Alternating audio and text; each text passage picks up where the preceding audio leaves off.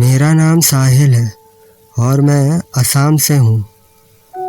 जैसा आपको पता ही होगा, असम चाय के बागान के लिए फेमस है। जैसा आप लोगों के यहाँ गांव होते हैं ना, ऐसा हमारे यहाँ चाय बागान होते हैं और उन बागान को घेर के गांव बसा होता है।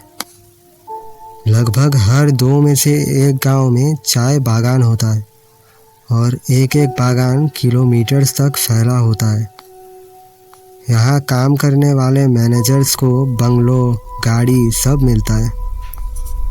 मैं आपको मेरे बागान का नाम तो नहीं बता सकता, पर हमारे गांव में जो चाय बागान है वहाँ 2 बंगलो है। दूसरे वाले में कोई नहीं रहता। यहाँ माना जाता है कि बहुत सालों पहले मैनेजर की मौत हुई थी, तब से ये बंद है। मैं 25 साल का हूँ और मैं बचपन से इसको बंद ही देख रहा हूँ, तो आप सोच सकते हो ये कब से बंद होगा। पर ये इतना खूबसूरत है ना कि आप एक बार चले जाओगे तो आने का मन ही नहीं होगा। चारों ओर फूल के बगीचे, सुंदर सा ब्रिटिश स्टाइल बंगलो और आसपास चाय के बगीचे। मैं और मेरे दोस्त अक्सर वहाँ जाया करते थे।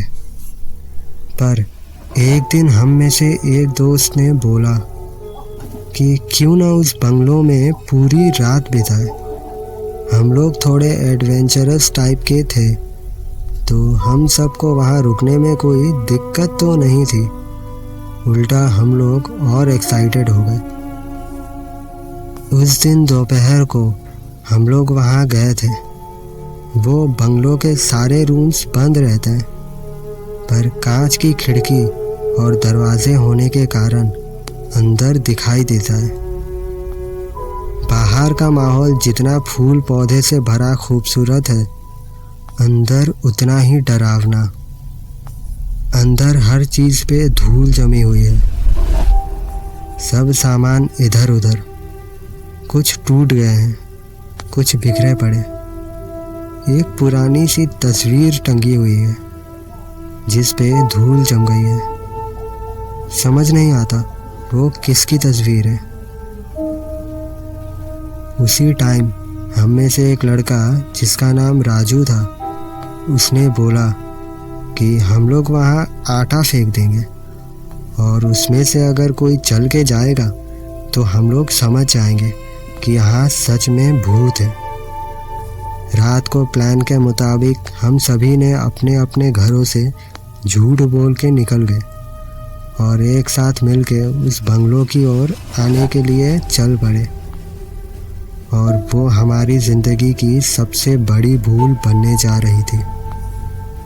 सच बताऊं तो डर तो हम सभी को लग रहा था, पर हम सभी ऐसा दिखा रहे थे कि हम किसी चीज़ से नहीं डरते। हम लोग रात के लगभग 12 बजे तक वहाँ पहुँच गए। हम लोग टोटल 4 लोग थे। राजू 1 किलो आटा साथ लाया हुआ था। हमने जैसा दोपहर में फिक्स किया था, हम लोगों ने जहाँ जहाँ हो पाया आटा फेंक दिया। 2 घंटे बीते, 3 घंटे बीते, लेकिन कुछ नहीं हुआ। फिर पता नहीं कैसे हम लोगों की आँख लग गई और एक एक करके हम सभी वहाँ सो गए। फिर सुबह हमारी नींद तब खुली जब गार्ड ने आके हमें जगाया। फिर डांट वगैरह खाने के बाद हम लोग घर पहुँचे। लेकिन राजू ने इतनी देर में एक वर्ड तक नहीं बोला था। हमने ज़्यादा उस टाइम ध्यान नहीं दिया था, पर घर जाते ही वो बहुत बीमार हो गया। हम लोग कुछ समझ पाते इससे पहले ही उसकी उल्टियाँ शुरू हो गई। हम लोग घबराते हुए उसे लेके हॉस्पिटल गए, पर रास्ते में ही उसने दम तोड़ दिया। आज उस इंसिडेंट को 4 साल हो गए हैं और अब मैं वहाँ नहीं रहता, पर वो बात को मैं कभी नहीं भूल पाऊँगा। हमारी एक गलती की सज़ा बहुत भारी पड़ गई।